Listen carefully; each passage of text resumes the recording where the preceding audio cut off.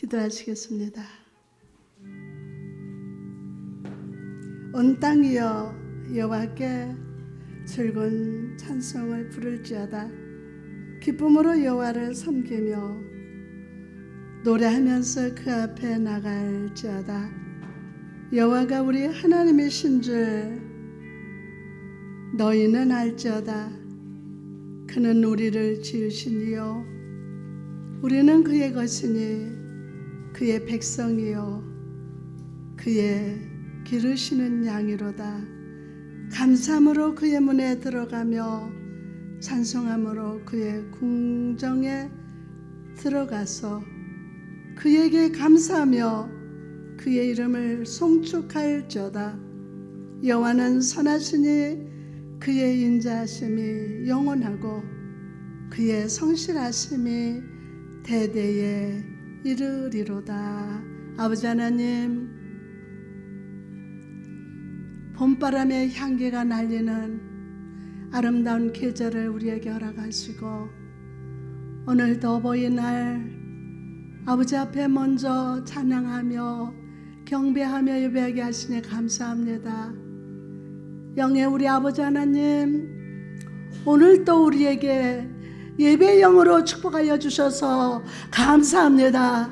하나님을 찬양합니다. 송축합니다. 경배합니다. 성령님 환영합니다. 오시옵소서. 임하시고 예배 위에 기름 부시고 임재하여 주옵소서. 아버지, 오늘 우리 성도들 신령과 진정으로 마음을 다하여 믿음으로 하나님을 뜨겁게 사랑하며 예배할 수 있도록 성령님 도와주세요. 세상에 살던 헛된 생각, 헛된 마음 다 오늘 시간 버리고 예수님의 보혈로 우리 마음을 깨끗하게 정결케 하여 주셔서 말씀 받을 때에 정죄받지 않게 하시고 말씀 받을 때에 의심하지 않게 하시고 오직 하나님을 믿고 하나님의 말씀을 믿고 기도할 때 하나님의 능력을 믿고 오직 하나님의 나의 복이심을 믿고 감사함으로 오늘의 복을 받게 하여 주옵소서. 한 사람 한 사람 영혼 속에 하나님의 영이 머문 자가 되었습니다. 아버지 하나님 감사합니다.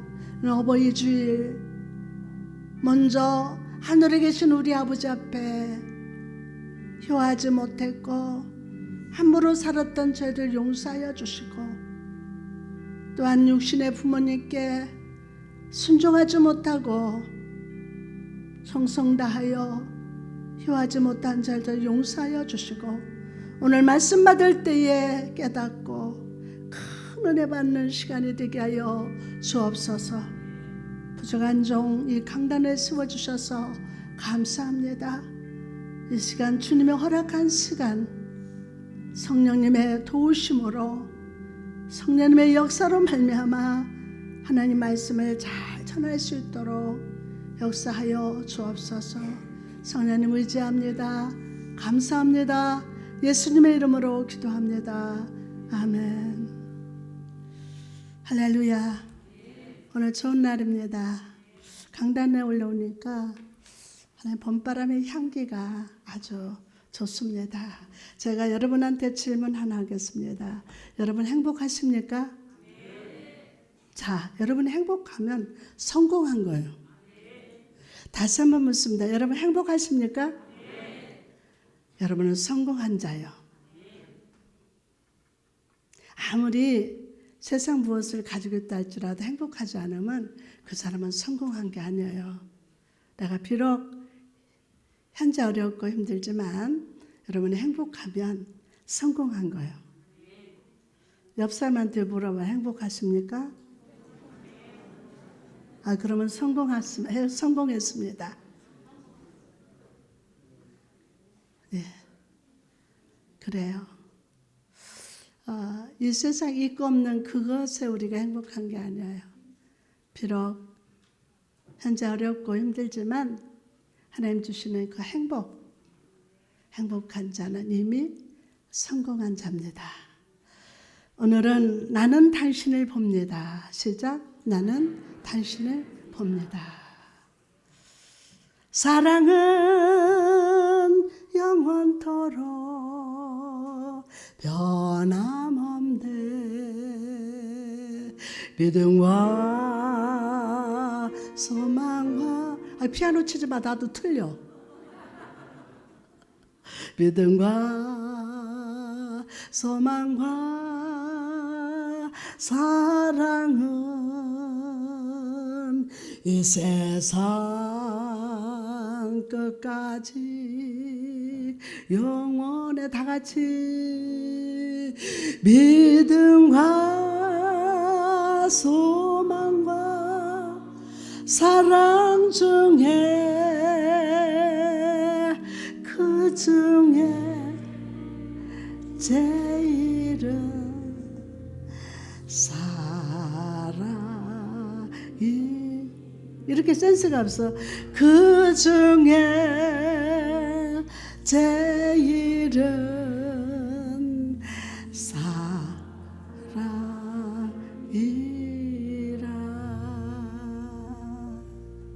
할렐루야. 오늘 또 살아계셔서 예배하는 자들을 찾아오시고 은혜 위에 은혜로 기름 부시는 성령님을 찬양합니다. 감사합니다. 이 시간 우리를 주목하시는 하나님께 여러분도 영의 눈과 귀를 고정하고 오늘 예비하신 은혜와 능력과 충만으로 체험받으시기를 축원합니다. 얼마 전 TV에서 아이 콘택트라는 프로그램을 봤습니다. 여러분들 보셨죠? 그죠? 남미의 칠레에서 온 여자와 결혼한 한 남자에 대한 사연이 소개되었습니다. 재혼한 아내에게는 두 딸이 있었는데 이 두 딸들은 아버지를 삼촌이라고 부릅니다. 분명 함께 살고 있고 서로 의지하고 믿고 있었지만 보이지 않는 벽이 존재하고 있었어요. 그 삼촌은 아버지인데 그냥 학교 갈 때 차 태주고 학교에서 올 때 또 차를 태주고 이러는데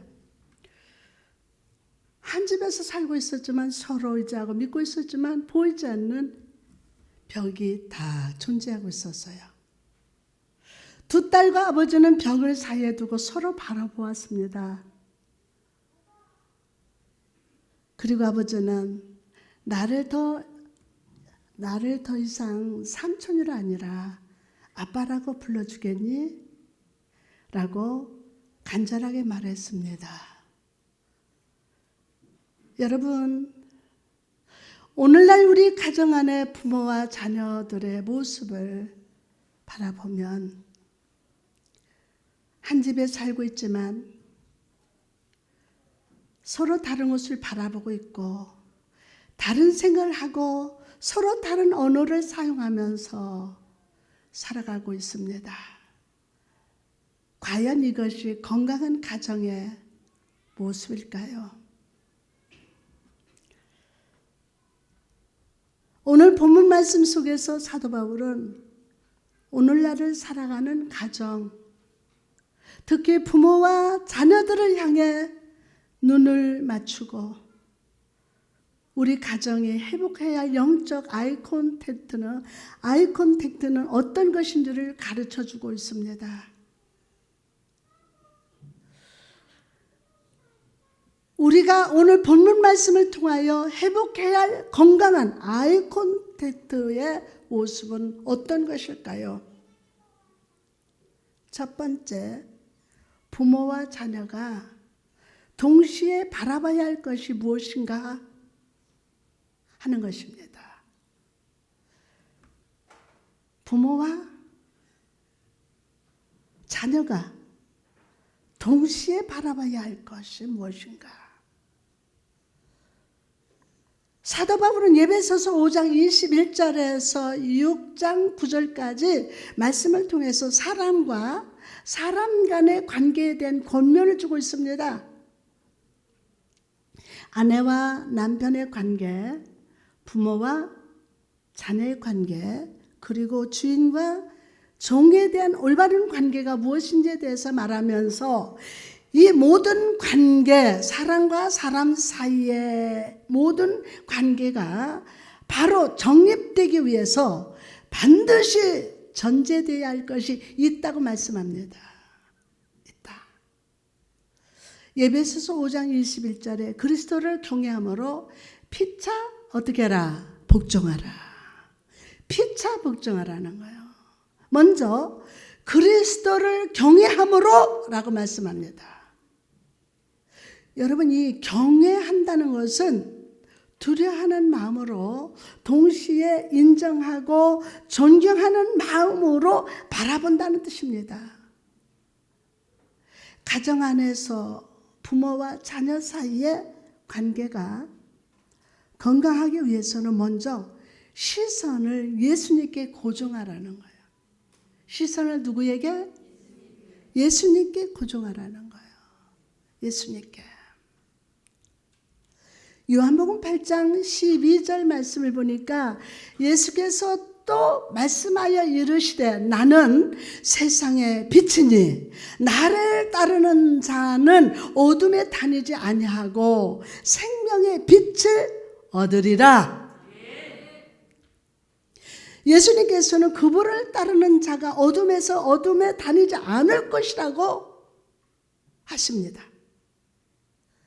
이 어둠은 세상을 덮고 있는 영적인 무지와 악을 의미해요. 또한 사람들의 마음을 지배하는 무서운 영적인 흑암을 상징합니다. 오늘날 세상이요, 무서워요, 무서워. 코로나보다도 더 무서워요. 세상에. 이 영적인 흑암은 오늘날 사회와 가정과 부모와 자녀 사이에 파고들어서 짓누르고 있습니다. 그러나 오늘 우리의 시선을 딱 돌려서 예수 그리스도를 바라볼 때 먼저 우리 영안이 열립니다.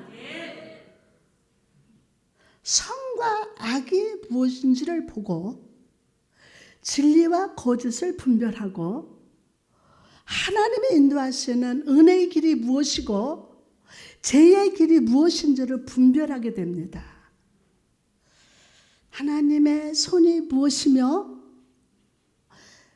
세상의 손이 무엇인지를, 그래서 내가 붙들어야 할 것이 무엇인지를 깨닫게 됩니다. 깨닫게 돼요. 시편 119편 105절 말씀 보니까 주의 말씀은 내 발의 시작, 주의 말씀은 내 발의 등이요 내 길에 어둠이니라? 옳지, 인져서 들려. 빛입니다. 아멘. 자, 부모와 자녀가 화목한 가정이 되기를 원하십니까? 정말 원하십니까? 오늘 먼저 여러분의 영의 시선을 빛 대신 예수 그리스도께 고정합시다. 그럴 때 주님께서 빛으로 여러분의 가정을 비춰주시고 인도하시고 가르쳐주시고 안위해 주실 줄 믿습니다. 자, 다음으로 오늘 본문 말씀을 통해서 회복해야 할 건강한 아이 콘택트의 모습은 어떤 것입니까? 두 번째로 자녀가 바라보는 부모의 모습은 어떠해야 하는가입니다. 특히 우리가 1절 말씀 보면서 가볍게 여기는 부분이 있는데 바로 주 안에서 라는 구절입니다. 다 같이 주 안에서. 영이신 하나님은 우리의 진정한 아버지요 부모가 되십니다. 그러나 하나님께서는 당신의 대리인으로 자녀 여러분에게 아버지와 어머니를 보내주셨어요. 아버지와 어머니. 어머니 아버지 살아계실 때는 가서 엄마 부르면 애들 넷을 데리고 가가지고 엄마 막 버선발로 쫓아나와가지고 사위는 안 안아주고 나만 안아줘서 끌어안고 밤새 기도해 주시면서 머리부터 발끝까지 다 주물러주고 나는 쿨쿨 잠을 자고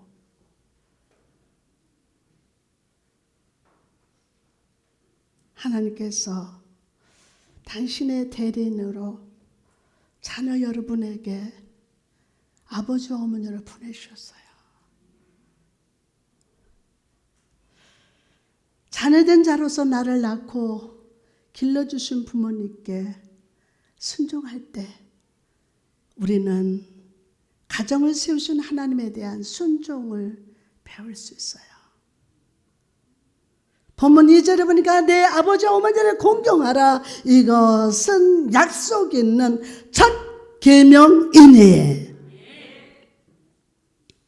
내 부모를 공경하라는 계명은 출애굽기 20장에 나온 10계명 중에 5번째 계명이에요. 그런데 바울은 약속 있는 첫 계명이라고 표현하고 있습니다. 첫 계명. 순서로서는 5번째인데 왜 첫 계명이라고 했을까요? 원어 성경을 보면 첫이라는 단어는 프로테라고 쓰고 있는데 이 말은 우선순위에 있어서 매우 중요하다는 뜻입니다. 자, 즉 부모를 공경하는 것은 자녀된 자로서 가장 우선적으로 중요하게 생각하고 지켜야 할 계명이라는 뜻입니다. 아멘하고 받읍시다.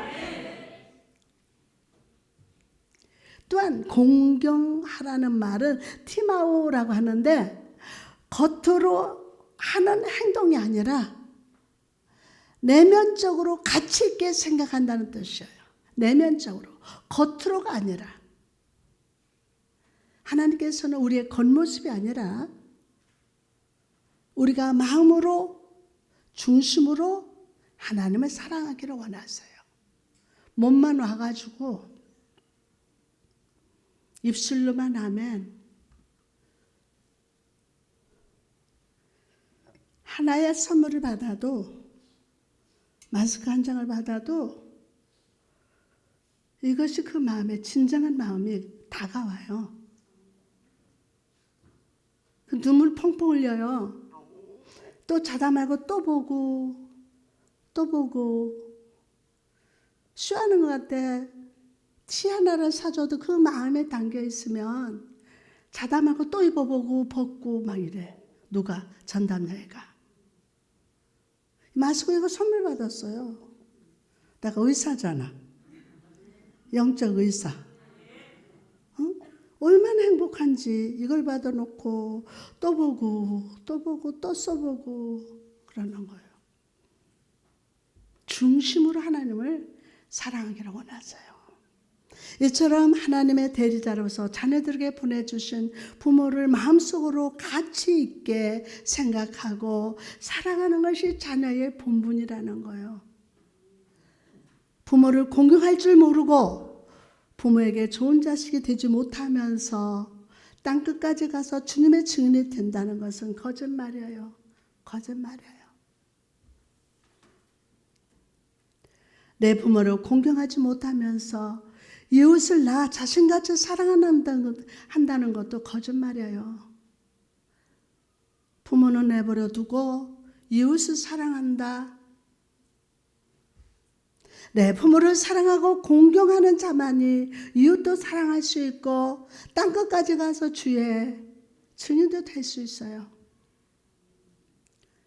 특히 공경한다는 단어는 히브리어로 카바드이며 그 뜻은 무겁다라는 뜻입니다. 무겁다. 따라서 부모를 공경하라는 의미는 부모의 삶의 무게를 존중하라. 부모의 삶의 무게를 어떻게 해라? 안 들려. 부모의 삶의 무게를 존중하라. 존중하라요. 부모님이 살아계시면 부모님은 자녀와의 연령 차이만큼 항상 앞에 계십니다. 우리가 가보지 않는 길 위에 늘 앞서서 계시기에 그 삶의 무게를 인정하라는 것입니다. 사지불수가 되어 병상에 누워 계셔도 부모님은 내게 좋은 인생의 스승이 됩니다. 그분들은 내가 모르는 것을 알고 계시기 때문입니다. 그런데 나보다 인생을 먼저 걸어가신 부모님의 경륜을 존중하지 않으면 돈이 떨어진 부모는 아니 돈이 있어도 짐밖에 안 됩니다. 짐이 되는 거예요. 사람이 나이가 들어 하나님 앞에서 자기 인생을 정리할 때 공통적으로 후회하는 것 하나가 부모에게 불효한 것이에요.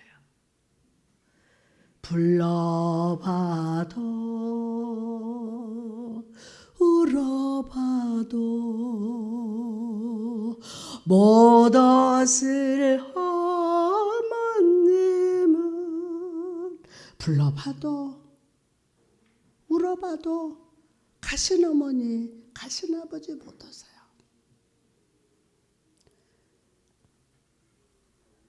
돌아가신 후에야 부모님의 자리가 얼마나 큰지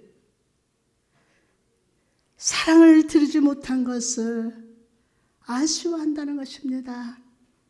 제가 그런 사람이에요.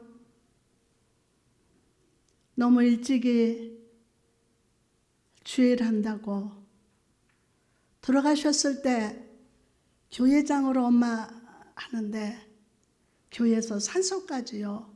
사람이 이어져 있어요. 쫙 이어져 가지고 비가 주룩주룩 오는데 그 눈비 맞으면서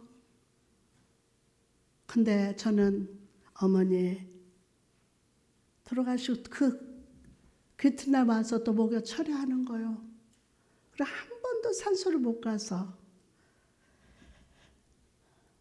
휴한다고 했지만 어머니가 사역을 하셔서 수많은 환자들을 치료하시고 근데 지금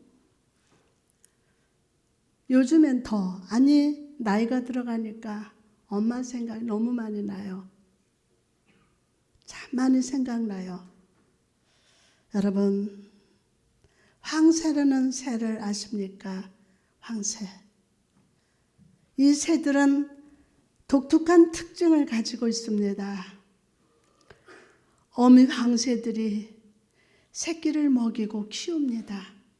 그리고 그 어미 황새가 늙고 병이 들면 이제는 새끼 황새들이 자라서 그 어미를 먹이면서 부양한다고 합니다.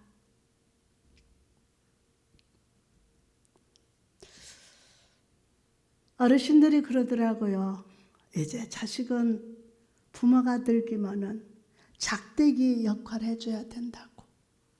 지게는 작대기가 없으면 쓰러져요. 부모가 늙으시면 작대기를 다 받쳐주는 게 자녀라고. 이처럼 우리도 부모님이 우리를 사랑하시고 키워주시고 헌신하신 그 사랑에 보답하는 자녀들이 되어야 할 줄 믿습니다. 자, 그럼 부모를 하나님을 사랑하듯 공경하는 자에게 주어지는 축복은 무엇입니까? 오늘 본문 3절에 이로써 내가 잘되고 땅에서 장수하리라. 부모를 공경할 때 두 가지 복이 주어지는데 먼저 잘되고 다음으로 장수한다는 거예요.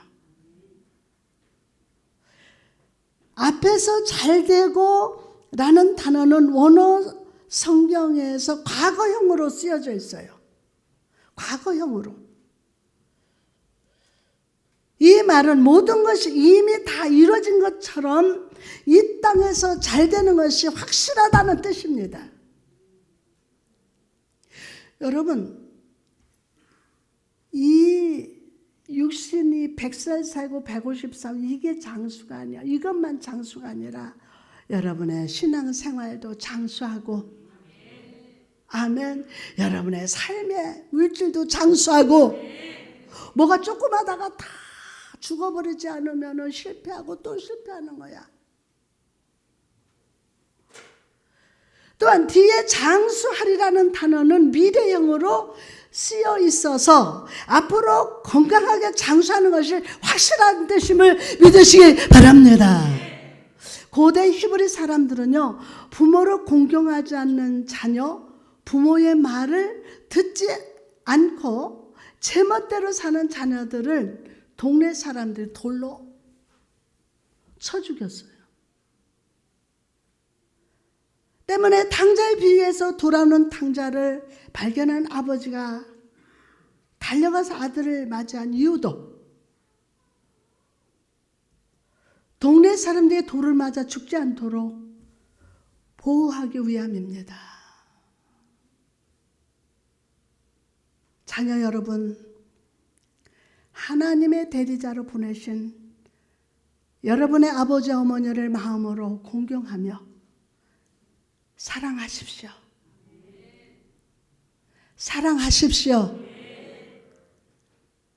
세대 차이 난다고, 말이 안 통한다고 부모를 밀쳐내지 말고 여러분보다 더 오래 살면서 여러분이 경험해 보지 못한 인생의 지혜와 삶의 가치를 경험하신 부모님 말씀에 귀를 기울이는 자녀가 되시길 바랍니다. 마지막으로 오늘 본문 말씀을 통해서 회복해야 할 건강한 아이 콘텐츠의 모습은 어떤 것입니까? 세 번째, 부모가 바라보는 자녀의 모습은 어떠해야 하는가 합니다. 계속해서 바울은 부모된 자들에게 사랑으로 권고합니다. 본문 4절에 또 아비들아 너희 자녀를 노엽게 하지 말고 오직 주의 교훈과 훈계로 양육하라. 바울은 부모된 자들의 자녀들을 노엽게 하지 말라고 권고합니다. 이 말은 자녀들을 향해서 인격적으로 무시하거나 학대한다거나 끊임없는 비난과 책망을 하면서 자녀들의 길을 죽이고 낙담하게 하는 행동을 하는 것이 의미해요. 문제를 잘 일으키는 아이들은요, 연관 논문을 보니까 부모에게 받은 상처가 부모가 자녀 때문에 받은 상처보다 훨씬 더 크다고 합니다. 제가 만났던 아이들은 공통적으로 마음속에 분노가 있었어요. 전 미국 집회를 많이 가서 여기서 유학을 간 학생들을 많이 만났어요. 그런데 100명이면은 60명이 동성연애를 해요. 그런데 나한테 다 털어놓는데 진짜 한국에 가서 우리 부모님들한테 얘기하지 말라고 그래요. 부모님한테 말하지 말라고. 근데 그 크면서 이 속에 분노가 꽉 차 있어. 분노가. 그런데 저도 사남매를 키웠는데 부모의 하고 똑같을 자녀가 없어요. 답답해도 너 나같이 하라고 할 수가 없어요.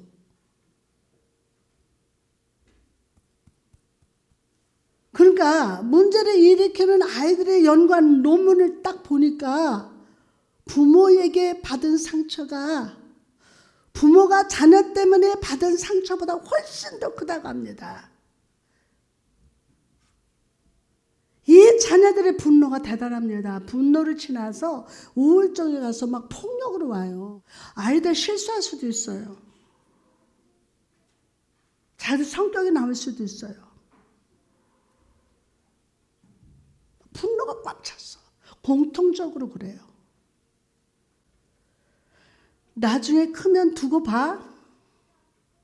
지금은 그렇게 내가 당하지만 내가 어른이 되고 돈 벌면 어떻게 하는지 두고 보세요. 라는 마음이 있다고 합니다. 그 마음에. 이런 분노의 마음을 가지고 있으면서 동시에 부모가 주지 않는 사랑에 대한 갈증으로 힘들어합니다. 때로는요, 저는 정말 애들을 호되게 정말 충청도 양반식으로 이렇게 가르쳤는데 다행히 하나님 은혜로 잘 컸어. 내가 잘 키운 게 아니라.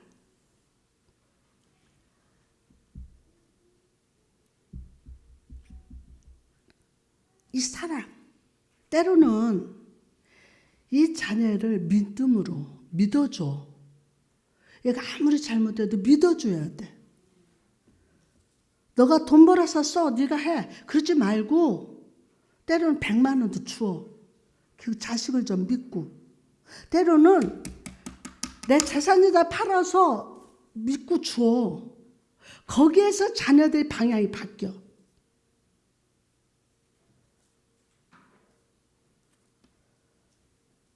아, 우리 아빠가 나를 믿어주네? 이게요. 이 분노와 사랑에 대한 갈증이 점점 커져서 부모를 살해하는 자녀들도 무섭더라고요. 자다가도 우리 딸 잘 자나? 무슨 일 없나? 아프지 않을까? 때로는 7번씩 올라가 위에까지. 때로는 3번, 4번. 그러다 보면 잠을 못 자. 올라가고 또 올라가고 내려와서 벌떡 깨가지고 또 올라가고.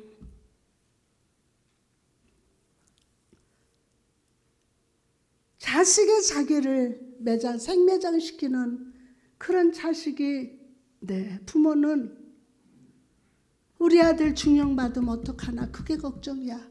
그게. 그럼 왜 자녀들이 이토록 분노하고 상처받는 것일까요? 왜? 첫 번째 이유는 하나님께서 부모들에게 주신 권위를 잘못 사용하기 때문이에요. 권위. 부모된 우리에게 하나님이 허락하신 것은 책임적 권위이지, 잘 들어보세요. 책임적 권위이지 지배하고 억압하는 권위를 주신 적이 없습니다. 그런데 많은 부모들이 자기 책임을 다하지 않고 자녀들에게 강요합니다. 정작 부모들은 공부 열심히 안 했으면서 자녀들에게는 공부 열심히 하라고 합니다. 진 안 해놓고. 애들 지금 3살짜리, 4살짜리가요. 다 알아요. 할머니가 지나가는 말로 한 것도 다 기억해요. 할머니가 이렇게 말했잖아요. 이렇게. 거짓말을 아무렇지도 않게 하면서 자녀들에게는 거짓말하지 말라고 합니다. 왜 본인이 못하는 것을 자녀들에게 강요합니까? 그런 불일치의 삶의 자녀들을 분노하게 하는 것입니다. 두 번째로 자녀들에게 모욕감과 수치심을 심어줄 때 분노합니다. 남편과 아내 사이가 안 좋을 때 부모님들이 많이 하는 실수가 있다면 자녀를 붙들고 남편을 욕하고 아내를 욕하는 거예요. 너희 아빠는 나쁜 사람이야. 너희 엄마는 이기적이다? 라고 말을 자녀들을 붙들고 하는 거. 이거 큰 실수예요. 이런 부정적인 아이들의 입에서 들리는 말이 무엇입니까? 나는 결혼하지 않겠다. 합니다. 양은순 씨가 쓴 사랑과 행복의 초대라는 보신 분이 있을 겁니다. 책에 보면 아이들이 부모에게 하는 7가지 호소의 말이 있다고 합니다. 인정해 주세요. 보호해 주세요. 훈계해 주세요. 이해 좀 해 주세요. 그리고 가르쳐 주세요. 내가 필요한 거 있는데 채워주세요. 사랑해 주세요. 자, 7가지 시작.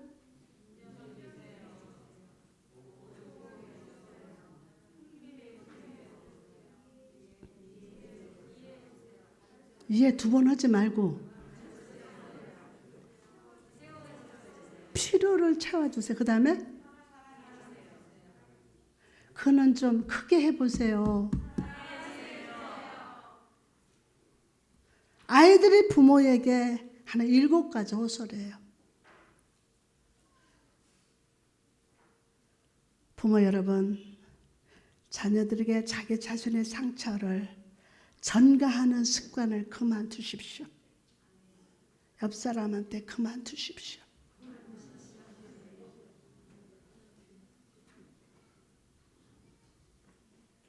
자신의 상처를 자녀에게 전가하는 습관 그만두세요. 그리고 마음속으로 부모에게 외치는 이 호소를 귀 기울이고 채워주고 응답하고 사랑해 주시기를 주님의 이름으로 축복합니다. 뿐만 아니라 자녀를 주의 교양과 훈계로 양육하는 부모가 되십시오. 잠언 3장 11절에서 12절 말씀 보니까 내 아들아 여호와의 징계를 경여하지 말라. 그 꾸준함을 싫어하지 말라. 대저 여호와께서 그 사랑하시는 자를 징계하시기를 마치 아비가 그 기뻐하는 아들을 징계함같이 하시느니라. 여러분이 매를 들더라도 절대로 감정적으로 해서는 안 돼요. 감정을 섞이면 안 돼요. 성경적인 원리와 성경적인 태도로 자녀를 양육하시기 바랍니다.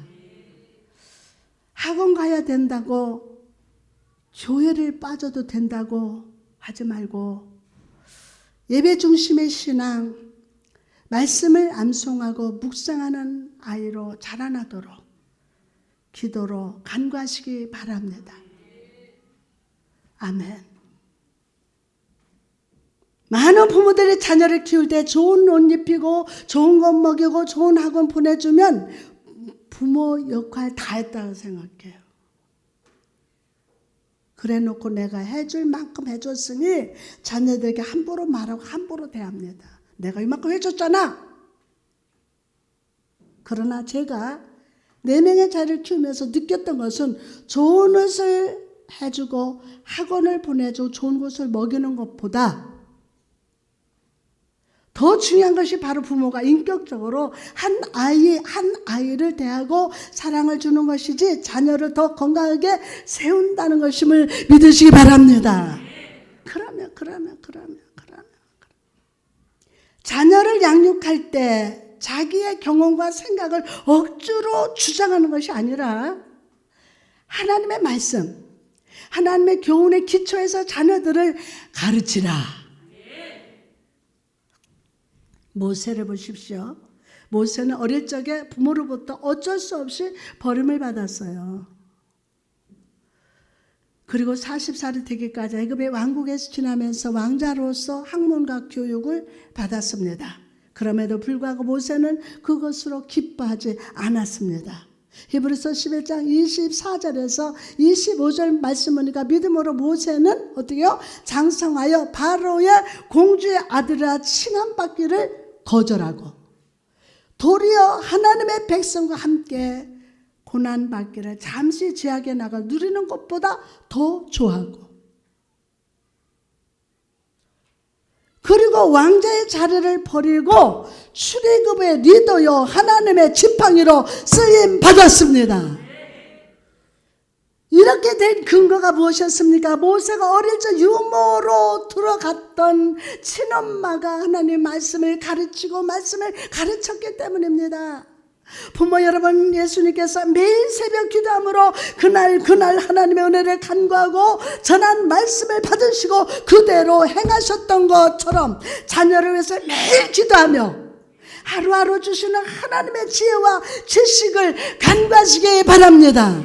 주여, 오늘 내 자녀를 위한 주의 교훈과 훈계의 지혜를 부어 주옵소서. 아멘. 오늘 내 입술을 학자의 혀가 되게 하소서. 자녀를 은혜 안에 잘 양육하게 하여 주옵소서. 세상의 기쁨을 구하는 자녀가 아니라 모세처럼 주님께 붙들려 쓰임받는 자녀로 자라나게 하옵소서. 할렐루야. 그 축복이 여러분에게 임할 줄 믿습니다. 자녀들이 장성한 자녀들도요, 정말 인격적으로 해야 돼요. 요즘에 그 이게 그게 뭐죠? 이렇게 여기 핸드폰에서 돈 보내는 거 말해봐. 핸드폰 이거 눌러서 비밀번호 넣는 거, 응? 카벤 맞아?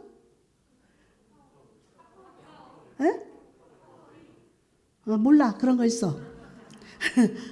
그걸로 자녀들한테 이렇게 얼마 되지 않지만 띵동을 보내면 얼마나 행복한지 몰라. 그냥 받는 것보다 주고 싶고 섬기고 싶고, 내가 다 알고 있는 건데도 야, 어떻게 했으면 좋겠니? 의견을 물어보고. 내가 모르는 게 아니야.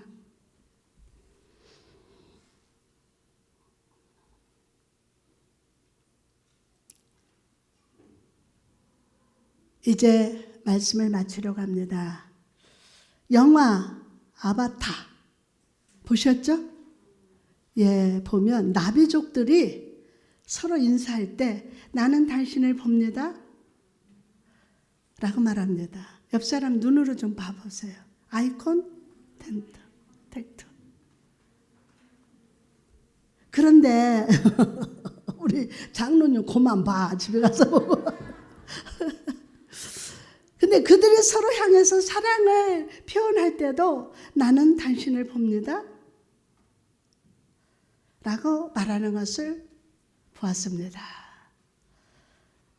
여러분, 오늘 이 어버이 주일 저는 부모와 자녀 간에, 그리고 우리와 하나님 사이에 이 인사가 회복돼야 될 줄 믿습니다.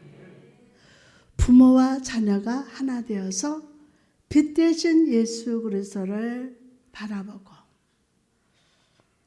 자녀가 부모의 삶의 무게를 인정하고 지혜를 말하는 입술을 바라봐야 해요. 무엇보다 자녀들을 위해서 기도를 쉬지 말고 하늘의 지혜를 구해서 우리 가정에 하나님을 봅니다. 우리 가정에 하나님을 봅니다. 우리 부부는 하나님을 봅니다.